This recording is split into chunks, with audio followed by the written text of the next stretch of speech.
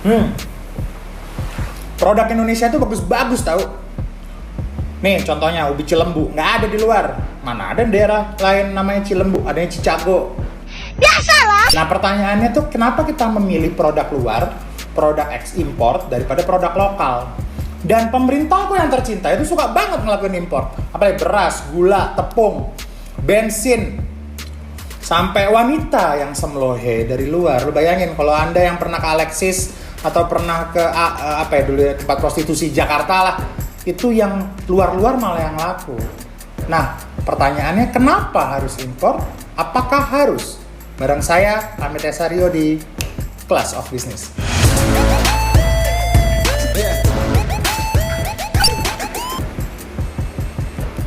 Indonesia ngelakuin impor ya buat rokok? Enggak, kenapa? Karena produktivitasnya tinggi, marketnya ada di Indonesia. Terus kenapa Pak D. Jokowi seneng banget ngelakuin impor? API kemarin, mereka melakukan campaign bahwa kita harus membenci produk impor. Gaungkan juga benci produk-produk dari luar negeri. Kok malah jadi blunder ya? Ya alasannya clear, karena orang Indonesia sukanya julid. Yang julid itu hanya orang miskin. Kalau orang kaya, ya nggak sempat julid.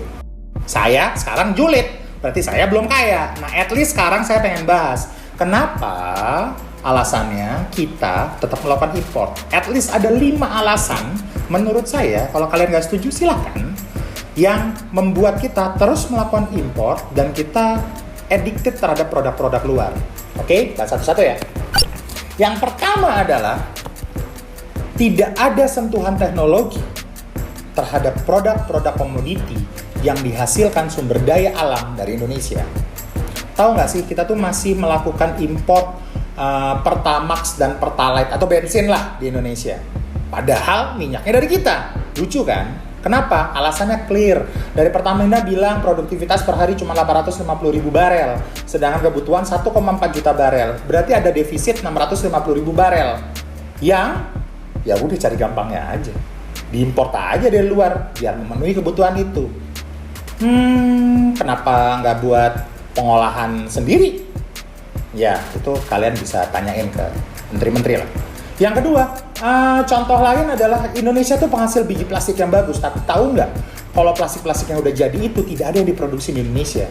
Semua dari China, semua dari luar.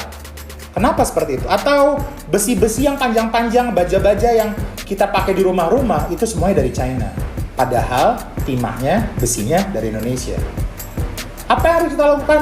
Nambahin sentuhan teknologi. Orang-orang pinter kayak kalian yang sekarang diem, harusnya mulai bicara, mulai menemukan sesuatu, mulai memberikan kontribusi otak kalian agar bisa nambahin sentuhan teknologi ke komoditi yang ada di Indonesia. Yang kedua adalah tingkat pendidikan di Indonesia itu rendah banget. Tahu nggak sih? Kalau kalian bodoh, kalian tuh males. Kalau kalian males, ya udah import aja, cari gampangnya.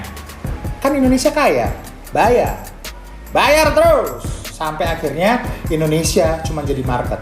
So kalau kita pengen mengurangi angka impor di Indonesia, perbanyak orang pinternya, perbanyak orang yang bisa menyelesaikan masalah di Indonesia. Indonesia ini jadi market karena masalahnya banyak. Karena masalahnya banyak, peluangnya banyak. Karena peluangnya banyak, marketnya besar. Itu kenapa produk impor masuk ke Indonesia terus. Kalian udah jadi orang pinter atau orang males? Yang ketiga adalah Indonesia itu kurang banget atas narator. Narator itu bukan motivator ya, yang sibuk jangan menyerah atau bilang ke kalian semangat, kalian harus kerja keras. Bukan. Narator itu adalah orang yang bisa membuat narasi atas produk-produk yang dihasilkan oleh Indonesia. Kenapa sih sekarang Air Jordan 1 itu jadi hype banget? Karena narasinya bagus, ada cerita di behind produk Air Jordan. Atau kenapa sih produk buah-buahan dari Bangkok itu kesannya tuh gede, manis, bencong? Thailand kan? Karena ada narasinya. Nah tahu nggak, ada cerita menarik dari sebuah ikan yang dinamakan ikan dori. Kalian tahu ikan dori itu ikan apa? No. Ikan dori itu bukan berasal dari laut, bukan berasal dari tangkapan wild fish, tapi ikan dori itu sebenarnya adalah ikan patin. Bedanya adalah ikan dori itu punya narasi yang bagus. Ceritanya, Vietnam pernah melakukan ekspor ikan lele atau ikan patin ke Amerika.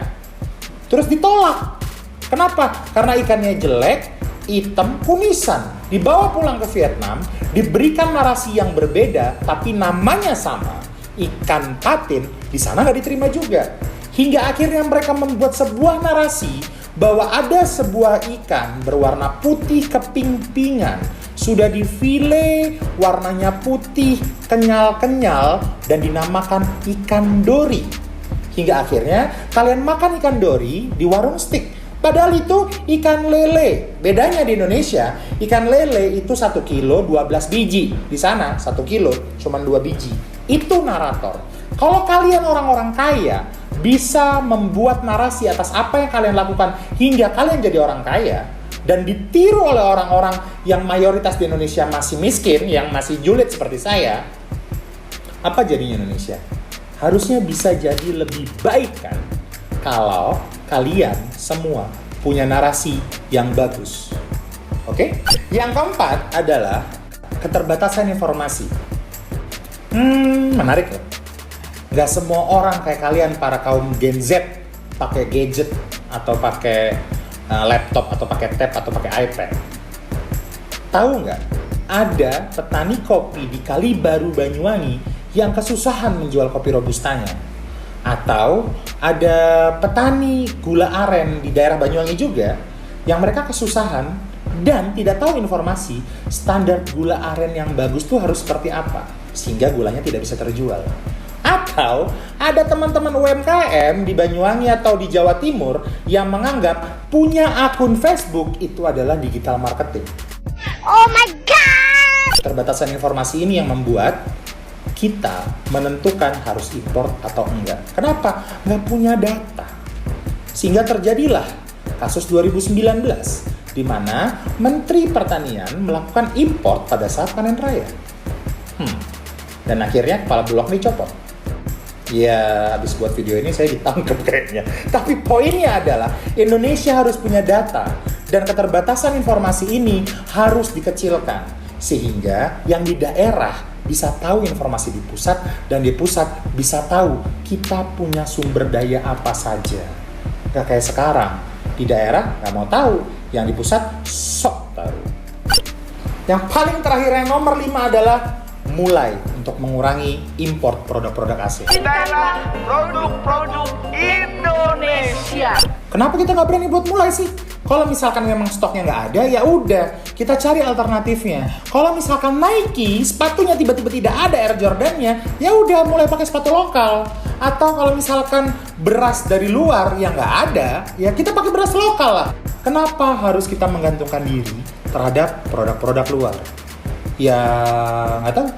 Apa karena sudah terlanjur kontrak payung sama para makelar impor tersebut?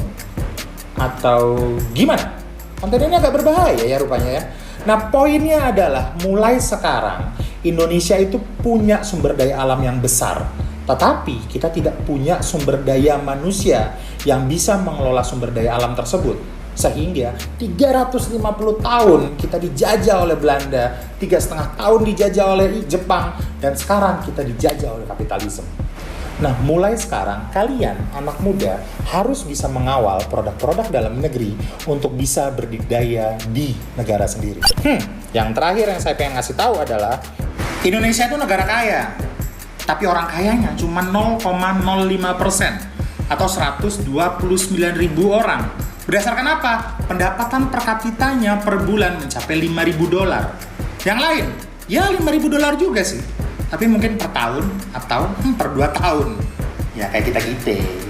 Kalian yang miskin jangan sibuk julid. Kalian yang kaya jangan sibuk ramai. Ingatkan mereka, para pemangku jabatan, bahwa mereka juga bisa turun tahta dan tidak punya jabatan lagi. Dari saya, Ameta Saryo di Class of Business.